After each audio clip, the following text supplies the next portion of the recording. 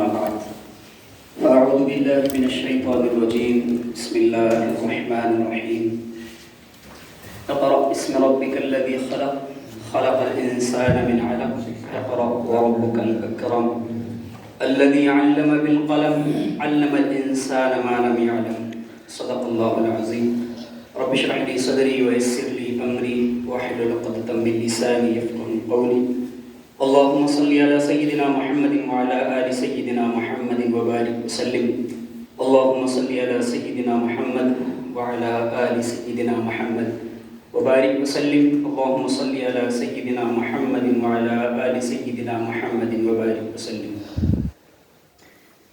عزیز طلباء کرام اور ادارہ حاضہ کے تمام ہی اساتذہ کرام، سب سے پہلے تو میں ان تمام ہی بیٹھے ہوئے حضرات کا بہت ہی دل سے شکریہ ادا کرتا ہوں اور اپنی جانب سے اور ادارے کی جانب سے اور اساتذہ کی جانب سے تمام ہی تشریف لائے ہوئے تمام ہی مہمانوں کا تہہ دل سے استقبال کرتا ہوں. ان کو ادارے میں ویلکم کہتا ہوں، ان کو اہلاً و سہلاً و مرحباً بکم کہتا ہوں کہ انہوں نے اپنی قیمتی اوقات میں سے وقت نکال کر یہاں تشریف لے آئے.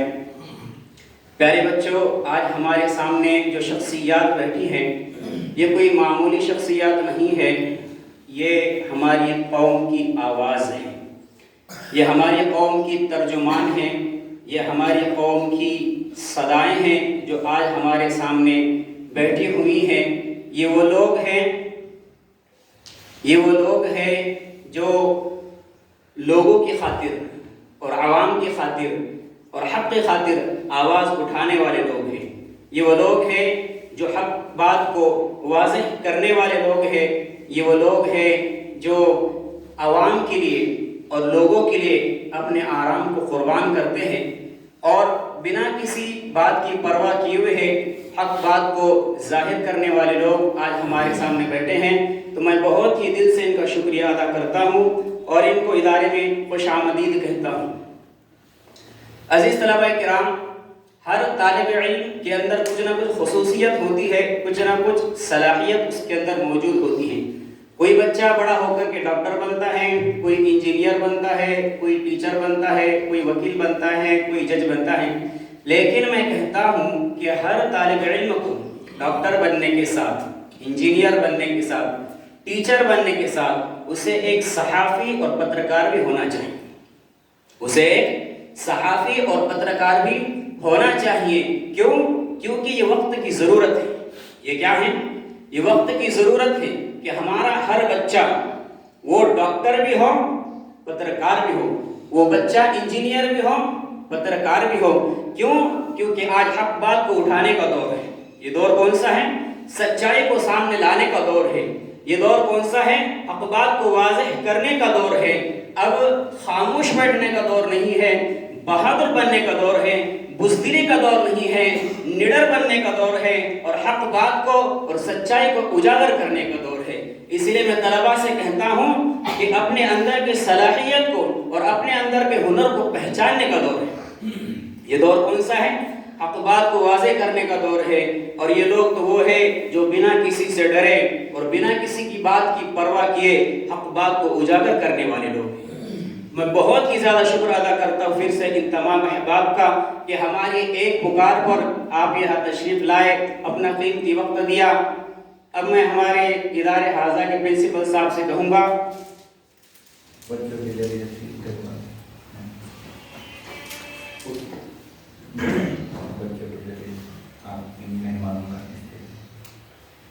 سر سے میں گزارش کرتا ہوں کہ تمام کی جانب سے آئے ہوئے مہمان کا استقبال کریں. تین لڑکے آپ، تین بوائز آئے. چلو آ جاؤ، آ جاؤ تین گرلس آؤ. چلو جلدی پڑھ. سب لوگوں کا استقبال کرنے کا آ جاؤ تین. ہاں آ جاؤ آپ لوگ تھوڑا ان کے ہاتھ آپ آئے تو کھڑے ہو جاؤ. اس کو ہاتھ لگاؤ. ہاں آپ لوگ بھی لگاؤ. باقی بچے تالیاں بجاؤ. سبحان اللہ.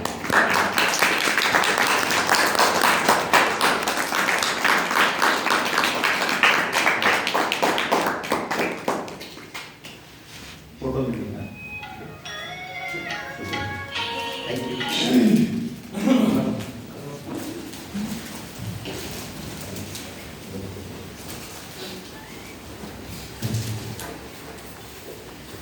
Language में बोलो। हमारे बच्चे 5 लैंग्वेज में आते हैं, इंग्लिश, मराठी, हिंदी।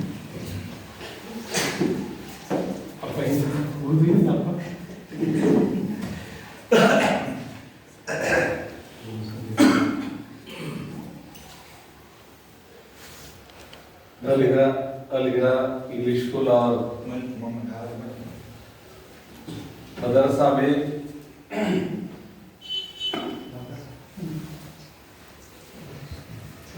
ज्याच्या हातामध्ये काय वस्तू असते त्याला ध्यान असतं तुम्ही अलगिरा इंग्लिश स्कूल और मदरसा में हम सब रिपोर्टर्स यानी कि पत्रकार यहाँ पे इकट्ठे हुए और हमारा पत्रकार दिन की से हमारा सम्मान किया गया है। इसके लिए हमारे नाजिम दोस्त शमशेर सर और सबका मैं तहे दिल से शुक्रिया अदा करता हूँ। सुरुवात मुद्दाम हिंदीमध्ये केली त्याचं कारण असं इथे आल्याच्या नंतर जे आम्ही पावर पाहिला हे सर्व विद्यार्थी पाहिले त्यांची शिस्त पाहिली आणि हे सगळं बघून खऱ्या अर्थाने शिक्षणाच्या ज्या प्रवाहाच्या वाटा असतात आणि शिक्षणाची खरी उमेद असते तर शमशेरजी तुम्ही या सगळ्यांच्या मध्ये निर्माण केलेली आहे आणि त्याची प्रचिती इथे सगळ्यांकडे पाहिल्याच्या नंतर येते।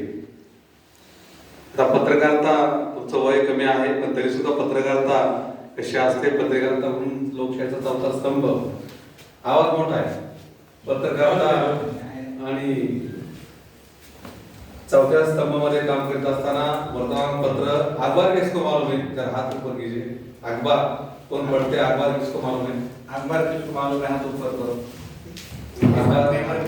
न्यूज़पेपर, न्यूज़पेपर यानी कि आपका अखबार हाथ ऊपर करो उनके तरफ वाले। न्यूज़पेपर किसको न्यूज़पेपर किसको मालूम है, हाथ ऊपर करो।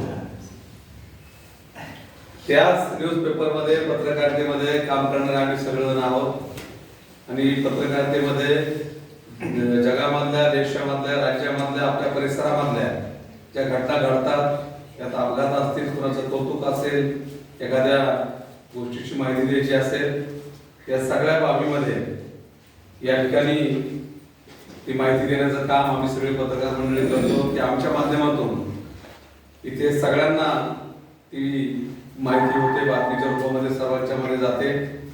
पत्रकारितेमध्ये अनेक रूप आहेत, त्याच्यामध्ये जो अखबार आपण म्हणजे वर्तमानपत्र न्यूजपेपर वाचतो त्याला प्रिंटिंग मीडिया म्हणतात आणि टीव्ही चॅनल वरती जे आपण बातम्या बघतो त्याला इलेक्ट्रॉनिक मीडिया म्हणतात आणि मोबाईल वरती जे पाहिलं जातं त्याला सोशल मीडिया अर्थात समाज माध्यम म्हटलं जातं।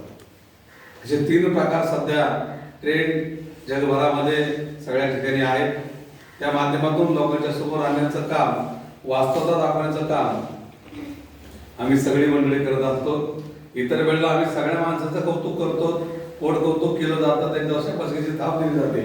पण आजचाच आमचा एक दिवस असतो पत्रकार दिन, जो बाळासाहेब शास्त्री जांभेकर यांनी दर्पण नावाचं पहिलं वर्तमानपत्र काढलं त्याचा जन्मदिवस आणि दर्पण स्थापना दिवस जागतिक पत्रकार दिन म्हणून आम्ही साजरा केला जातो। त्या निमित्ताने शमशेर सर आणि या सगळ्यांनी आमचा खूप मोठा सन्मान केला। खरं शमशेर सरांचं कौतुक करावं तितकं थोडं आहे। ज्यावेळेला आम्ही काही अनेक अडचणीमध्ये होतो, आम्हाला संधीची दारं खुली जात नव्हते, अनेक अडचणी यायच्या की बाबा ही बातमी प्रेझेंट कशी करावी, कशी ऑफिसला पाठवावी, त्यावेळेस कॉम्प्युटरचं ज्ञान आम्ही ढ होतो।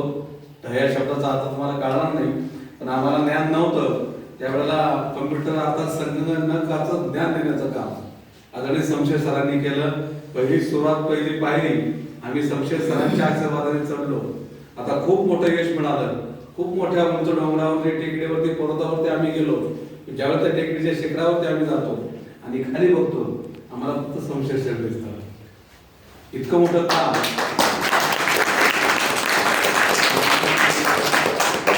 नेहमी आम्हाला म्हणायचे की घाबरू नका, तुमचं सगळं चांगलं होईल आणि त्यांच्या बाबतीत मला नेहमी असं मनात वाटतं की तुमच्या मनातल्या भावना आणि उमेद आहे की लहरों से डरकर नैया कभी किनारे पार नहीं होती, लहरों से डरकर नैया कभी किनारे पार नहीं होती। शमशेर सर नेहमी आम्हाला म्हणायचे की कोशिश करने वालों से कभी हार नहीं होती।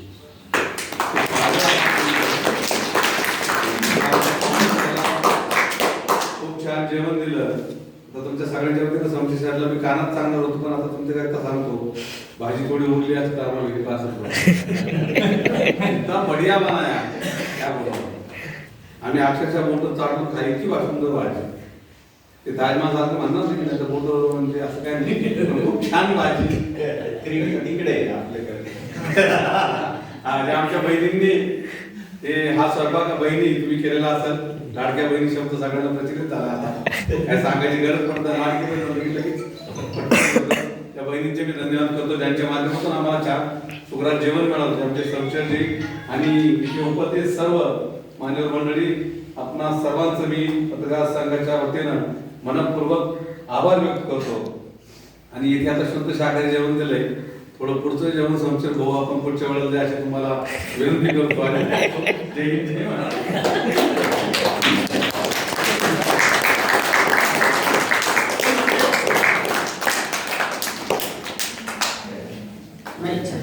नहीं कुछ नहीं. अभी जो रहेगा बाकी वो बात में इधर ही पुढचे चला.